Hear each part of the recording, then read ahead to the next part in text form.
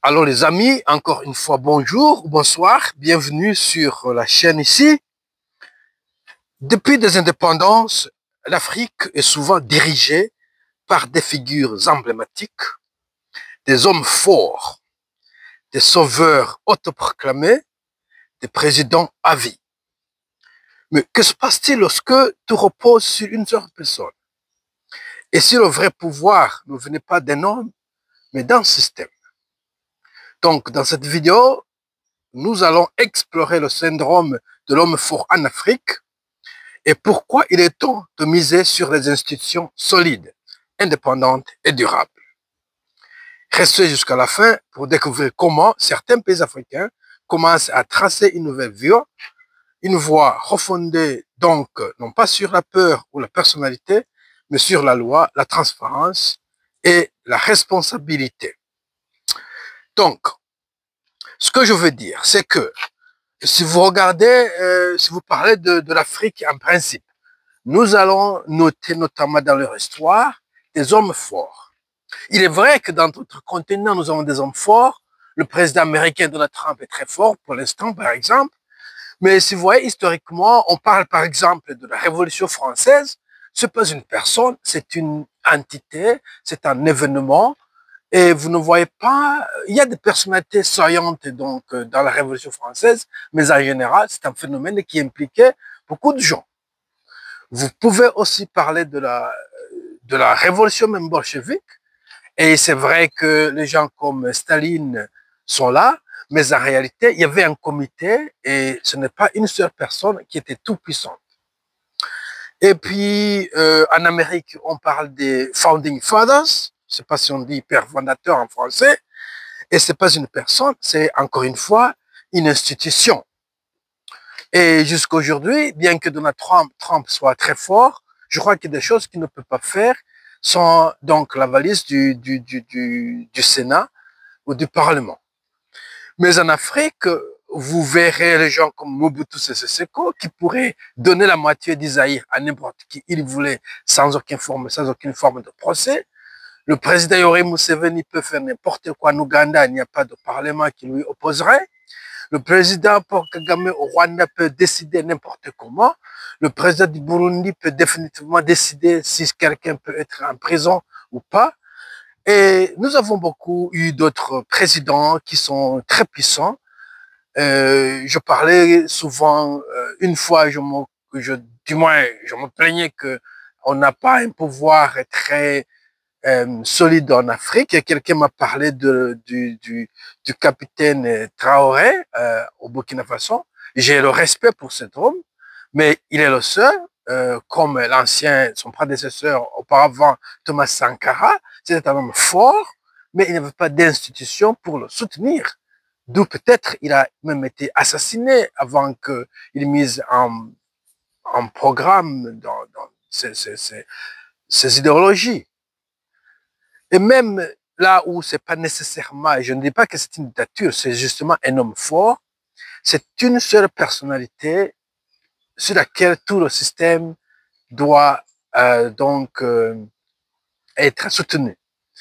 Le problème avec ça, d'abord, c'est un problème du pouvoir limité de l'homme, naturellement. Aussi grand que peut être un président, il ne peut pas être dans tous les coins du pays à un certain moment. Il ne peut pas trancher sur toutes les affaires du pays.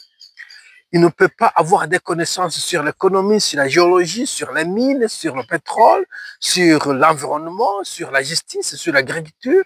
C'est trop pour un seul homme pour savoir. D'où un système est très important qu'une personne et des institutions. Donc, la deuxième chose, c'est qu'il peut y avoir des aberrations. Un humain, c'est un humain, on se trompe toujours. C'est pourquoi, en fait, nous avons souvent des comités, des conseils, n'importe quoi, pour que lorsqu'il y a une erreur, on peut toujours la corriger. Et j'ai vu des cas, par exemple, où le président, le tout puissant président en Afrique, va organiser un meeting, une réunion publique, et il octroie aux gens de poser des questions et de se plaindre de n'importe quoi. Et c'est très normal en Afrique qu'un paysan se lève ou un citoyen et dit voilà, il y avait un cas, on m'a volé une vache, une propriété de n'importe quoi, on a assassiné ma fille, je sais pas, mais la justice n'a rien fait. Et ici même, le président va trancher. Et souvent, je veux dire que ces hommes peut-être ont subi une injustice, et ces femmes. Je ne veux pas dire que donc c'est faux, mais en réalité, il faut avoir plutôt un système. Parce que le président qui écoute un récit de 3 minutes ou plus n'est pas à mesure, quand bien même il était juriste, de d'élaborer sur un cas pareil et de trancher d'une manière judiciaire. Il faut donc un système, mais pas une personnalité. Et puis aussi, le président a écouté une seule partie. Et comme vous le savez, dans toutes sortes de litiges, il y a toujours deux parties. Et souvent, la partie plaignante ne dit pas toujours toute la vérité. Et encore une fois, je ne dis pas que ces gens mentent, mais pour trancher d'une manière judiciaire, il faut y avoir toutes les parties présentes. Sinon, on a le risque donc de ne pas faire la justice.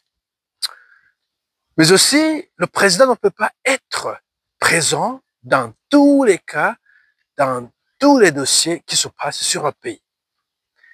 Et les gens n'ont pas accès au président pour trancher. Donc, encore une fois, il faut se fier à des institutions plutôt qu'à un seul homme. Voilà. Et c'est le problème que nous avons en Afrique. Partout où vous allez, vous trouvez un président qui est tout puissant. J'ai même vu des cas où quelqu'un s'est levé à faire quelques éloges au président et a demandé une citoyenneté. Et le président a dit, en principe, je vous donne ça. Mais ça, c'est pas possible. Il faut que les choses de l'immigration soient tranchées par des instances habilitées du ministère de l'immigration et non pas une personnalité, quelque puissante qu'elle soit. Vous voyez? Alors, comme je le disais, c'est que donc, on a des limites du point de vue cognitif, donc on ne sait pas tout. On ne peut pas demander à un président de trancher, de décider sur toutes les affaires de la nation. C'est pourquoi donc nous avons des institutions et nous avons des conseillers, etc., etc. Et puis, il ne peut pas être présent partout, il n'est pas omniprésent.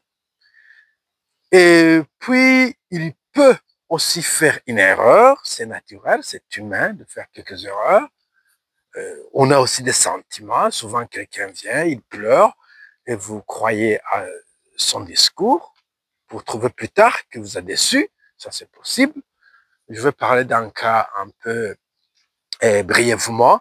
Il y a cette fille-là, ou cette femme qui est en Arabie Saoudite, et puis elle a sorti une vidéo sur les réseaux sociaux en disant que donc le mari a organisé un divorce illégal, je dirais, et a commencé à vendre les propriétés qu'ils avaient ensemble. Et puis l'homme a entendu ça, il a réagi, et en écoutant l'homme, en écoutant la femme en premier lieu, qui aussi implorait le président, le plus grand président tout-puissant d'intervenir, tout le monde disait que l'homme, c'est un cognard, c'est un escroc, il faut qu'il soit puni, il faut qu'il soit jeté en prison. Mais après avoir écouté l'homme, qui était très intelligent en fait, et a même enregistré des appels qu'ils ont fait auparavant, on a remarqué que, en fait, plutôt la femme est en faute. Ou au moins, l'histoire est très longue, il faut faire une enquête appropriée. On ne peut pas juger par le récit d'une seule personne. Ça, c'est un petit exemple. Et puis, l'autre chose, c'est que donc, il faut toujours un contrôle ici et là, mais aussi à la fin, je veux dire que nous sommes limités, comme nous sommes limités dans l'espace, nous sommes aussi limités dans le temps. Un président va mourir, peu importe sa puissance. Je me souviens du président Mobutu qui disait que le Zaïre c'est moi, il était vrai, et que quand je mourrai, le Zaïre mourrait avec moi. Et c'était vrai aussi. Le Zaïre est mort, Mobutu est mort, le Zaïre est mort. Et quand bien même on ne meurt pas, il y a des élections. Et le président, surtout dans le monde moderne, est supposé organiser des élections ici et là. Et quand bien même il a bien fait pour la population, on peut toujours le rejeter pendant une élection. Et puis en Afrique aussi, on voit d'autres formes de non-élection comme le coup d'État. Alors lorsque vous partez, il faut qu'il y ait un système, qu'il y ait des institutions qui sont solides, qui ne se basent pas sur une personne, sur une personnalité, sur un individu, sur un homme fort, strong man. Voilà donc ma position sur le cas. Et pour me répéter, je ne veux pas dire que ces hommes forts ont raison, ont tort ou raison. Je crois que les hommes comme Sankara et Traoré sont des hommes intègres, mais un seul homme ne suffit pas pour un pays, aussi petit qu'il soit. Voilà, laissez vos commentaires. Merci.